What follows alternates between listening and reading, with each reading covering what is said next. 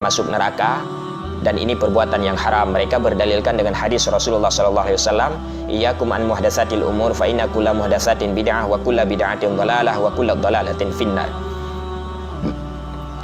Hadis inilah yang dijadikan dalil untuk membid'ahkan, menyesatkan pelaku maulid Nabi Muhammad SAW. Lalu pertanyaannya, apakah betul hadis ini adalah hadis yang sahih? Ya betul, memang hadis ini adalah hadis yang sahih, tapi otak mereka saja yang tidak sahih dalam memahami hadis. Apa betul hadis ini benar dalam kitab-kitabnya para ulama? Ya memang benar hadis ini ada dalam kitab-kitab ulama, tapi justru otak mereka saja yang tidak benar dalam memahami hadis-hadisnya Rasulullah SAW. Mereka sering memahami Al-Quran dan hadis sesuai dengan nafsu mereka, sesuai dengan kemauan mereka, sesuai dengan kehendak mereka, bukan sebagaimana yang ditafsirkan dan dijelaskan oleh ulama-ulama mufassirin ataupun ulama-ulama hadis Ahlus Sunnah wal Jamaah.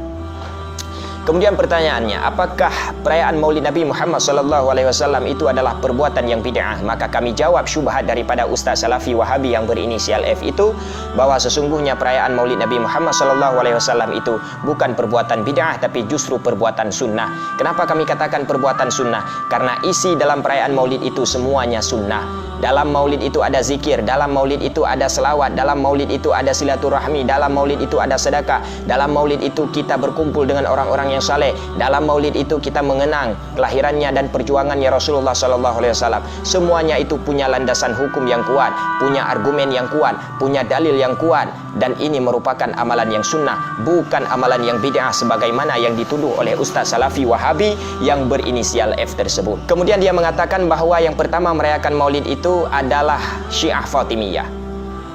Dia mengatakan bahwa yang pertama kali merayakan maulid itu adalah Syiah Fatimiyah. Maka di sini kami menjawab bahwa ulama-ulama Ahlus Sunnah wal Jamaah mengatakan yang pertama merayakan maulid itu bukan Syiah Fatimiyah, tapi justru yang pertama kali merayakan maulid Nabi Muhammad SAW adalah seorang sultan Ahlus Sunnah wal Jamaah di negeri Irbil dari negeri Irak. Dia adalah Sultan Ahlus Sunnah wal Jamaah. Pada saat dia merayakan maulid Nabi Muhammad SAW, diundangnya ulama-ulama pembesar-pembesar dari kalangan mazhab, dari mazhab Hanafi, dari mazhab Maliki, dari mazhab Syafi'i, dari mazhab Hambali. Semua ulama-ulama hadir pada saat itu, sehingga ulama-ulama memberi rekomendasi kepada perbuatan yang dilakukan oleh Sultan Muzaffar itu adalah perbuatan yang sunnah, bukan perbuatan yang bid'ah sebagaimana yang dituduh oleh Ustaz Salafi Wahabi yang berinisial F tersebut.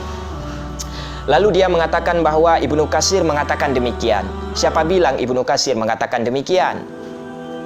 Apakah Anda muridnya Ibnu Katsir?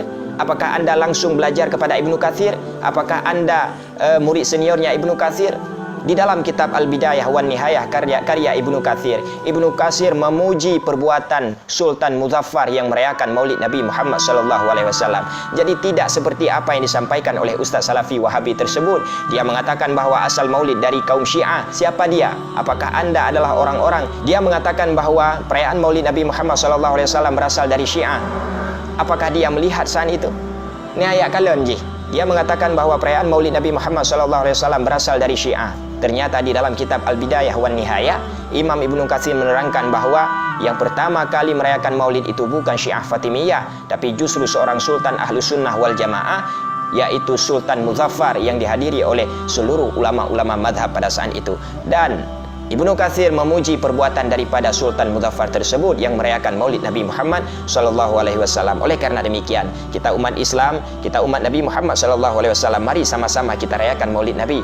Jangan hanya setahun sekali, bahkan kita harus merayakan maulid Nabi Muhammad SAW setiap hari, setiap saat, sebagai lambang cinta kita terhadap Rasulullah SAW. Bukan seperti orang-orang Wahabi yang senantiasa membid'ahkan, menyesatkan, mensyirikkan amalan-amalan Ahlus Sunnah wal Jamaah. Kita punya ulama sendiri, kita punya panutan sendiri, kita punya guru-guru kita sendiri. Jangan pernah belajar dengan ustaz-ustaz Salafi Wahabi, apalagi ustaz Salafi Wahabi yang berinisial F tersebut. Kita doakan kepada Allah Subhanahu wa taala, semoga ustaz Wahabi yang berinisial F itu segera bertaubat kepada Allah, segera taubat daripada kebohongannya, kedustaannya yang disampaikan kepada umat Islam. Kalau misalnya dia tidak mau bertaubat, sudah ditakdirkan oleh Allah Subhanahu wa taala untuk tidak bertaubat, maka kita doakan kepada kepada Allah, semoga kaum-kaum Wahabi, ustaz-ustaz Wahabi yang semacam ini segera hengkang daripada bumi Aceh tercinta ini. Bumi Aceh adalah bumi Ahlus Sunnah wal Jamaah, bukan buminya kaum Wahabi.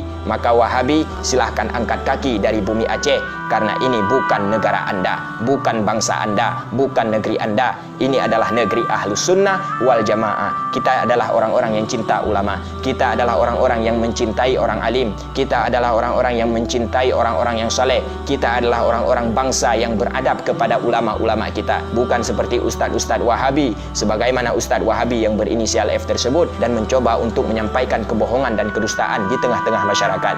Kita doakan kepada Allah, semoga ulama-ulama kita dilindungi oleh Allah dari kejahatan-kejahatan kaum Salafi Wahabi, apalagi kaum Salafi Wahabi seperti ustaz yang berinisial F ini.